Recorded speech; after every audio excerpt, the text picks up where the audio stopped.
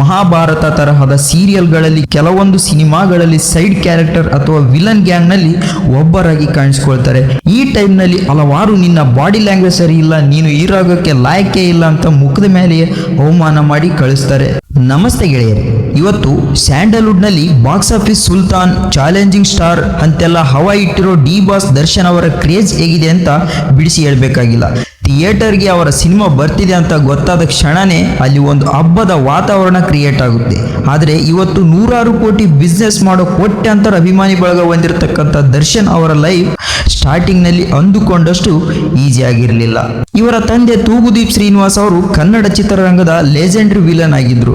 Darshan ಫೀಲ್ಡ್ಗೆ entry ಕೊಟ್ಟಾಗ ಅವರ ಕೈಲಿದ್ದಿದ್ದು just ಶೂನ್ಯ.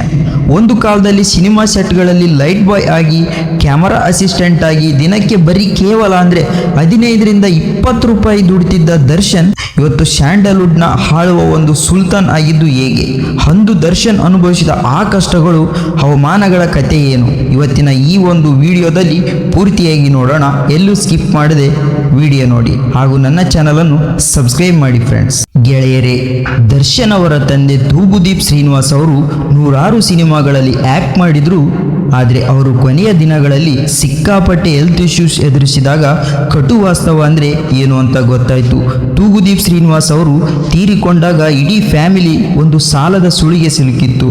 ಆಗ ತಂದೆ ಇದ್ದಾಗ ಇದ್ದ ಸಿನಿಮಾ ಸರ್ಕಲ್ ಅವರು ಹೋದ ಮೇಲೆ ಕರಗಿ ಹೋಯಿತು. ಇಡೀ ಮನೆಯ ಒಂದು ಜವಾಬ್ದಾರಿ ದರ್ಶನ್ ಅವರ ಹೆಗಲ ಮೇಲೆ ಬಿತ್ತು. ಯಾವುದೇ ಒಂದು ಬ್ಯಾಕ್ ಸಪೋರ್ಟ್ ಇಲ್ಲದೆ ತಾವೇ ಸ್ವತಃ ಏನಾದರೂ ಸಾಧನೆ ಮಾಡಬೇಕು ಅಂತ ಆ ಒಂದು ಗಾಂಧಿನಗರದ ಕಡೆಗೆ ಮುಖ ಮಾಡ್ತಾರೆ ದರ್ಶನ್ ಅವರು. ದರ್ಶನ್ ಅವರಿಗೆ ಆಕ್ಟರ್ ಆಗಬೇಕು ಅನ್ನೋ ಆಸೆ ದೊಡ್ಡದಾಗಿದ್ರು ಕೂಡ ತಕ್ಷಣ ಯಾರು ಅವರಿಗೆ ಒಂದು ಹೀರೋ ಚಾನ್ಸ್ ಕೊಟ್ಟು ರೆಡ್ ಕಾರ್ಪೆಟ್ ಆರಿಸಲಿಲ್ಲ. ಆಗ ಅವರು ಸಿನಿಮಾದಲ್ಲಿ ಯಾವುದೇ ಕೆಲಸ ಇರಲಿ ಮೊದಲು ಕಲಿಬೇಕಂತ ಡಿಸೈಡ್ ಮಾಡ್ತಾರೆ. ಫೇಮಸ್ ಸಿನಿಮಾ ಆಟೋಗ್ರಾಫರ್ಗಳ ಮೂಲಕ ಕಲಿತಾರೆ ಹಾಗೂ ಕ್ಯಾಮರಾ ಅಸಿಸ್ಟೆಂಟ್ ಆಗಿ ಕೂಡ ಕಲಿತಾರೆ. ಆ ದಿನಗಳಲ್ಲಿ ದರ್ಶನ್ ಅವರು ಬರೀ ಕ್ಯಾಮ್ರಾ ಮಾತ್ರ ಹಿಡಿಯಲಿಲ್ಲ ಗೆಳೆಯರೆ, ಸೆಟ್ಗಳಲ್ಲಿ ಭಾರವಾದ ಲೈಟ್ಗಳನ್ನು ಕೂಡ ಹೆಗಲ ಮೇಲೆ ಓರುವ ಒಂದು ಲೈಟ್ ಬಾಯ್ ಆಗಿ ಕೂಡ ಅವರು ಕೆಲಸ ಮಾಡ್ತಾರೆ. ಹಾಗೆ ಬೇರೆ ಬೇರೆ ದೊಡ್ಡ ದೊಡ್ಡ ಸ್ಟಾರ್ಸ್ ಜೊತೆ ಆಕ್ಟ್ ಮಾಡ್ತಾ ಇದ್ರೆ ಇವರು ಮಧ್ಯಾಹ್ನದ ಬಿಸಿಲಿನಲ್ಲಿ ಬೆವರಿಳಿಸುತ್ತಾ ಲೈಟ್ ಹಿಡಿದು ನಿಲ್ಬೇಕಾಗಿರುತ್ತೆ. ದಿನವಿಡೀ ಕಷ್ಟಪಟ್ಟು ದುಡಿದ್ರೆ ಸಿಗುತ್ತಿದ್ದು ಕೇವಲ ರೂಪಾಯಿಗಳು ಮಾತ್ರ. ಎಷ್ಟೋ ಸಲ ಸೆಟ್ಗಳಲ್ಲಿ ಸರಿಯಾದ ಊಟ ಸಿಗದೆ ಹಸಿದ ಹೊಟ್ಟೆಯಲ್ಲೇ ದಿನ ಕಳೆದ ಉದಾಹರಣೆಗಳು ಕೂಡ ಇವೆ. ಲೈಟ್ ಬಾಯ್ ಆಗಿ ಕೆಲಸ ಮಾಡ್ತಾನೆ ಸಣ್ಣ ಪುಟ್ಟ ಕ್ಯಾರೆಕ್ಟರ್ಗಳಿಗೆ ಆಡಿಷನ್ ಕೊಡೋಕೆ ಸ್ಟಾರ್ಟ್ ಮಾಡ್ತಾರೆ ಡಿ ಬಾಸ್.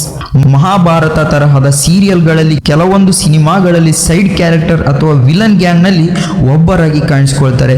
ಈ ಟೈಮ್ ನಲ್ಲಿ ಹಲವಾರು ನಿನ್ನ ಬಾಡಿ ಲ್ಯಾಂಗ್ವೇಜ್ ಸರಿ ಇಲ್ಲ, ನೀನು ಹೀರೋಗಕ್ಕೆ ಲಾಯಕೇ ಇಲ್ಲ ಅಂತ ಮುಖದ ಮೇಲೆಯೇ ಅವಮಾನ ಮಾಡಿ ಕಳಿಸ್ತಾರೆ. ಆದರೆ ದರ್ಶನ್ ಮಾತ್ರ ಜಗ್ಗಲಿಲ್ಲ. ಯಾರ್ಯಾರು ಬೇಡ ಅಂದಿದ್ರು ಅವರಿಗೆಲ್ಲ ಮಾಡಿ ತೋರಿಸ್ಬೇಕು ಅಂತ ಪ್ರತಿದಿನ ಜಿಮ್ನಲ್ಲಿ ಕಷ್ಟಪಟ್ಟು ಬಾಡಿ ಬಿಲ್ಡಿಂಗ್ ಮಾಡ್ತಾ ಆ ಒಂದು ಬಿಗ್ ಬ್ರೇಕ್ ಆಗಿ ಕಾಯ್ತಾ ಇದ್ರು. ಅದು 2001ರ ಸಮಯ. ಡೈರೆಕ್ಟರ್ PN ಸತ್ಯ ಅವರು ಮೆಜೆಸ್ಟಿಕ್ ಅನ್ನೋ ಪಕ್ಕಾ ರೌಡಿಸಮ್ ಸಬ್ಜೆಕ್ಟ್ ಸಿನಿಮಾವನ್ನು ಪ್ಲಾನ್ ಮಾಡಿರ್ತಾರೆ. ಅದಕ್ಕೆ ಹೊಸಬರ ಹುಡುಕಾಟ ನಡೆಸುವಾಗ ಅವರ ಕಣ್ಣಿಗೆ ಬಿದ್ದಿದ್ದೆ ಈ 6 ಅಡಿ ಕಟ್ಔಟ್ ಡಿ ಬಾಸ್. ದರ್ಶನ್ ಅವರ ಕಣ್ಣಿನಲ್ಲಿದ್ದ ಆ ಕದರ್ ಮತ್ತು ರಗಡ್ ಲುಕ್ ನೋಡಿ PN ಸತ್ಯ ಅವರು ಇವರನ್ನು ದಾಸ ಅನ್ನೋ ರೂಲ್ಗೆ ಹೀರೋ ಆಗಿ ಫಿಕ್ಸ್ ಮಾಡ್ತಾರೆ. 2002ರಲ್ಲಿ ಮೆಜೆಸ್ಟಿಕ್ ಸಿನಿಮಾ ಥಿಯೇಟರ್ಗೆ ಅಪ್ಪಳಿಸುತ್ತೆ. ಸಿನಿಮಾ ರಿಲೀಸ್ ಆದ ತಕ್ಷಣ ಇಡೀ ಕರ್ನಾಟಕವೇ ಶೇಕ್ ಆಗುವಂತಹ ರಿಸಲ್ಟ್ ಸಿಗುತ್ತೆ.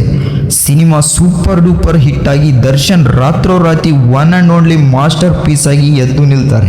ಗೆಳೆಯರೆ, ಅಂದು ಸಿನಿಮಾ ಸೆಟ್ಗಳಲ್ಲಿ ಎಲ್ಲೋ ಒಂದು ಮೂಲೆಯಲ್ಲಿ ನಿಂತು ಲೈಟ್ ಹಿಡಿಯುತ್ತಿದ್ದ ಒಬ್ಬ ನಾರ್ಮಲ್ ಹುಡುಗ ಇವತ್ತು ತನ್ನ ಹೆಸರಿನಲ್ಲೇ ಇಡೀ ಗಾಂಧಿನಗರದ ಬಾಕ್ಸ್ ಆಫೀಸ್ ಬೆಳಗುತ್ತಿದ್ದಾರೆ. ಅಂದ್ರೆ ಅದಕ್ಕೆ ಕಾರಣ ಅವರ ಕಠಿಣ ಪರಿಶ್ರಮ ಮತ್ತು ಛಲ. ಯಾವುದೇ ಬ್ಯಾಕ್ ಸಪೋರ್ಟ್ ಇಲ್ಲದೆ ಜೀರೋ ಇಂದ ಬಂದು ಇವತ್ತು ಚಾಲೆಂಜಿಂಗ್ ಸ್ಟಾರ್ ಆಗಿ ಮೆರೆಯುತ್ತಿರೋ ಡಿ ಬಾಸ್ ದರ್ಶನ್ ಅವರ ಈ ಹೋರಾಟದ ಲೈಫ್ ಜರ್ನಿ ನಿಮ್ಗೆ ಏನನ್ನಿಸ್ತು?